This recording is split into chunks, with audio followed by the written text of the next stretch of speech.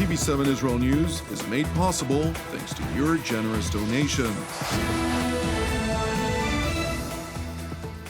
Shalom and good evening. This is TV7 Israel News broadcast to you from Jerusalem. And in today's top stories, tensions continue to run high in the vicinity of Jerusalem's Old City.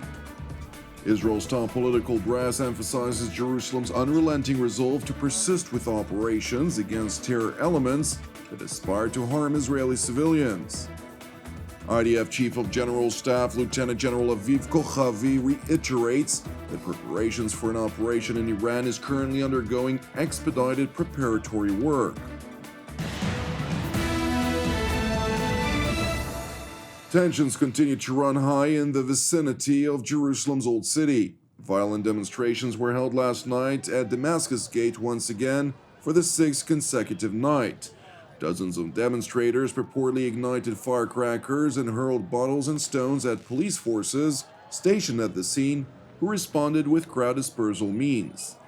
Earlier, a mass brawl broke out near the Flashpoint Damascus Gate in which dozens of people were involved. Consequently, police arrested 6 suspects and noted that more arrests were expected. Meanwhile, Prime Minister Naftali Bennett toured the headquarters of the IDF Judea and Samaria Division, along with IDF Chief of General Staff Lieutenant General Aviv Kochavi and other top military officers, during which the Israeli premier was briefed on the latest developments, which he subsequently relayed to the citizens of Israel. אנחנו כרגע פועלים בצורה מאוד אגרסיבית. עד עכשיו כוחות צה"ל, שב"כ, משטרת ישראל, סיכלו יותר מ-15 פיגועים משמעותיים שתוכננו על ידי גורמי טרור ביהודה ושומרון ובשאר חלקי ישראל. כוחות הביטחון עצרו 207 חשודים וביצעו כבר עשרות פשיטות על בתים. בנוסף לזה, אנחנו איתרנו והגענו או דרך פגישה פיזית, או דרך מעצר, או דרך טלפון. נגענו ביותר מ-400 חשודים, או אנשים שאי פעם היה להם קשר כזה או אחר עם דאעש, או ארגוני ג'יהאד קיצוני. הפעולות היזומות האלה בולמות ומצליחות לבלום הרבה מאוד יוזמות טרור בצד השני. Bennett went on to stress that in the near future, Israel will maintain a situation which he dubbed as an alert routine, yet underscored further that in the face of terror, Israeli resilience will ultimately prevail. In a separate address given by Defense Minister Benny Gantz to a recognition ceremony of the IDF's Disabled Veterans Organization, Jerusalem's top defense official underscored that the Israeli defense establishment will not relent in its resolve to ensure that the citizens of the Jewish state are protected. גם בתקופה הרגישה הזו, ייתכן שהמחבלים הפוטנציאליים וארגוני הטרור ממתינים להורדת דריכות שלנו כדי לבצע את זממם. לכן, אנחנו לא נרפה ולא נוריד את הרגל מהגז המבצעי שלנו לאורך כל התקופה הקרובה. נמשיך בפעילות של המודיעין, נמשיך בפעילות התקפית, נמשיך במאמצים ההגנתיים. לצד זאת, הצעדים האזרחיים שאנחנו נוקטים החל מהשבוע לקראת הרמדאן, שאותם נרחיב אם תהיה יציבות ביטחונית. נמשיך לעשות כל מה שידרש כדי לתת לאנשים לחיות חיים נורמליים וכדי להגן על אזרחי ישראל מהטרור. Turning to the Greek capital Athens, where Israeli Foreign Minister Yair Lapid met with his Greek and Cypriot counterparts, Nikos Dendias and Ioannis Kasolides yesterday to deliberate global and regional developments. We are meeting in complicated times. There is war in Europe. Once again, a large and powerful country has invaded a smaller neighbor without any justification. Once again, the ground is soaked with the blood of innocent civilians. The images and testimony from Ukraine are horrific. Russian forces committed war crimes against the defenseless civilian population. I strongly condemn these war crimes. Jerusalem's top diplomat, who is the most senior Israeli political official to spearhead a clear alignment with the United States and its European allies, and all that relates to Russia's offensive in Ukraine, continued by highlighting that within the darkness sweeping Eastern Europe, a point of light has emerged. But there is also a point of light in this darkness. The world is not silent. The world isn't cynical. It isn't driven purely by interests and economic benefits. A coalition rare in size and power has come together to help Ukraine and to stand by its side. This is a reminder for us as well that the power of states in the 21st century is measured by the strength of their alliances and their ability to produce force multipliers. Greece, Cyprus, and Israel have an unbreakable alliance based on shared values, on economic and security cooperation. And last week, when I stood in the Negev together with Secretary of State Blinken and the foreign ministers of Bahrain, Egypt, Morocco, and the UAE, and we announced the establishment of the Negev Forum, which will deal with security and economic cooperation, this was further proof of the way the world is changing. In the face of the Iranian threat and after years of global pandemic, countries are looking for new ways to cooperate in order to benefit themselves and improve the lives of their citizens.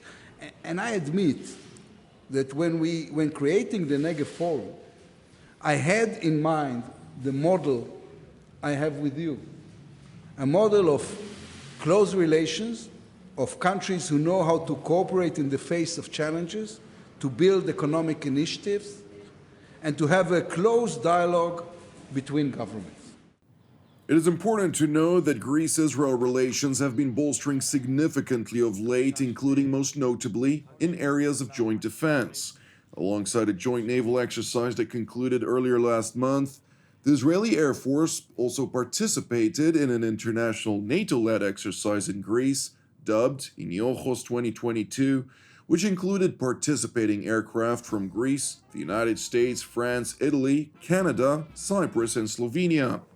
And while this exercise concluded over this past weekend, a number of the participating Air Force chiefs subsequently traveled to Israel to partake in a transfer of command ceremony for the Chief of Staff of the Israeli Air Force.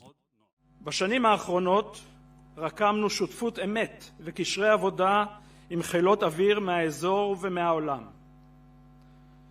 הנוכחות בישראל מאמש של מפקד חיל האוויר האמריקאי באירופה ובאפריקה, הגנרל הריגיאן, של מפקד חיל האוויר הגרמני, חברי הגנרל אינגו גרהרץ, של מפקד חיל האוויר היווני, הגנרל בורייס, של מפקד חיל האוויר הקפריסאי שנמצא כאן, הגנרל פלורידיס, ושל חברי הטוב היס"ט.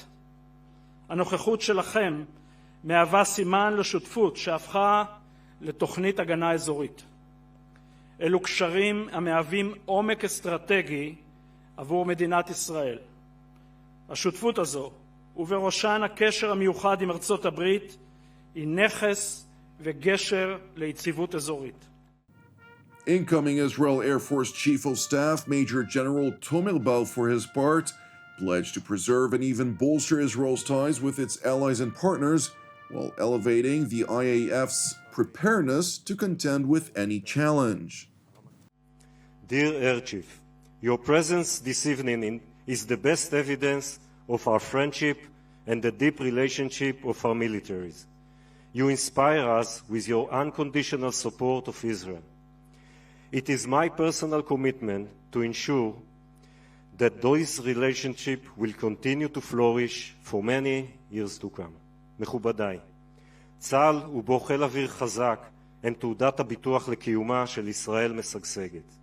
אנו מצויים בתקופה של השתנות אזורית, בסיכונים והזדמנויות חוברים להם יחדיו, דורשים מאיתנו התנהלות שקולה מאי פעם, התנהלות שנושאת בחובה אחריות רבה לביטחון המדינה.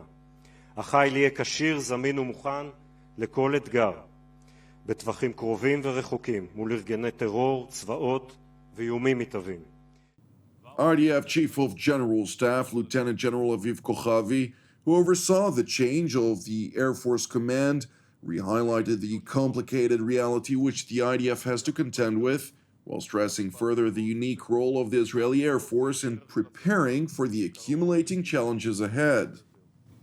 האתגר הביטחוני שיש למדינת ישראל ולצה"ל במרכזו הוא חסר תקדים במונחים צבאיים ובמונחים היסטוריים ועכשוויים.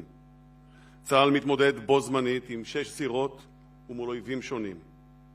כל הזירות פעילות, ובכל הזירות אנו מקיימים פעילות מודיעין, מבצעים ותקיפות, ובכל אחת מהן הלחימה מתעצמת, אחת לתקופה, כאילו היו מצייתות לפקודתו של שעון אסטרטגי. לחיל נוספו במהלך העשורים האחרונים מסיבות רבות, ובמרכזן ההגנה האווירית, המערכה שבין המלחמות, הפעולה במעגל שני והמוכנות לפעולה באיראן שנמצאת כרגע בתהליך הכנה מואץ.